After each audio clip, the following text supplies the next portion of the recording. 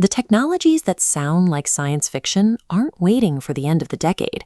They are already built, and they are operating right now. Most people still interact with artificial intelligence as if it is a massive text-based answering machine. You ask a question in a chat window, and it types back a response.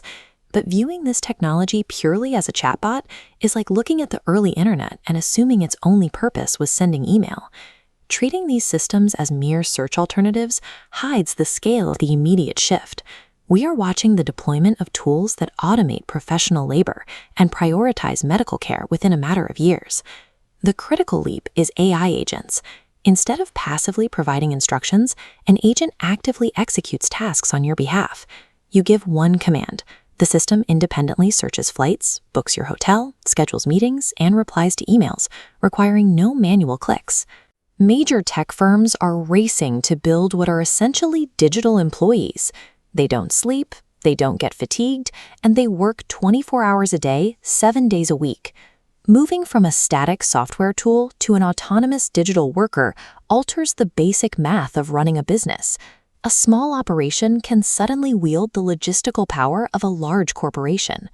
Historically, turning a digital idea into reality required heavy capital. You needed a team of programmers, developers, and technical specialists to write code and fix bugs over several months. AI application builders compress that timeline into minutes. You provide a plain text description of the software you want, and the system designs the interface and writes the underlying code. You ask for a fitness app, it assembles the core logic, creates a working website, and launches the first version. This identical scaling applies to the creative arts. A single person with a laptop can type a description of a science fiction movie trailer, and the system generates the scenes, characters, voiceovers, and visual effects that previously demanded a massive production crew. The friction between an idea and its market execution is disappearing. An individual creator can now output the volume and quality of an entire studio or software firm. Beyond building apps or rendering video, this processing power is now being directed at highly complex biological and cognitive data. When a patient reports symptoms, an AI instantly reviews their medical history and cross-references it against vast clinical databases to identify potential issues. The doctor remains the final decision-maker, now armed with a thorough preliminary analysis. This increases diagnostic speed and reduces missed interventions. We see a similar scaling effect in education. The standard model forces a single teacher to manage 30 students learning at different speeds, while an AI tutor offers dedicated private instruction 24 hours a day. It never gets tired or frustrated. It tracks exactly where a student struggles, identifies their specific points of confusion, and continuously adjusts its teaching method to match how they learn best.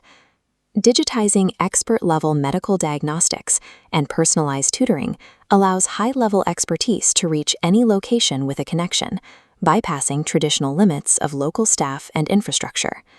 Up to this point, all of this extreme productivity still requires a physical interface. The intelligence remains trapped behind the glass of a smartphone or a laptop screen. The critical question is what happens to daily human life when these systems bypass the screen entirely and map directly onto the physical environment. The immediate bridge between the digital and physical worlds is wearable hardware. AI smart glasses are currently being developed to challenge and eventually replace the smartphone. As you walk down a street, the lenses project environmental data directly over your field of vision. They identify the buildings around you, map directions onto the sidewalk, and instantly translate foreign signs.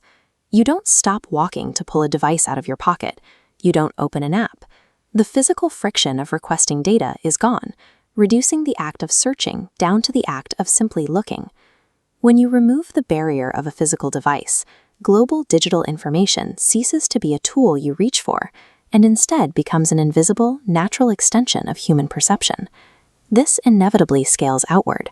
We are moving toward ubiquitous intelligence, where advanced processing is embedded into every object surrounding us, from vehicles and residential homes to hospital beds and office buildings. Technology is shifting from static, reactive interfaces towards systems that use environmental data to proactively adjust to human behavior.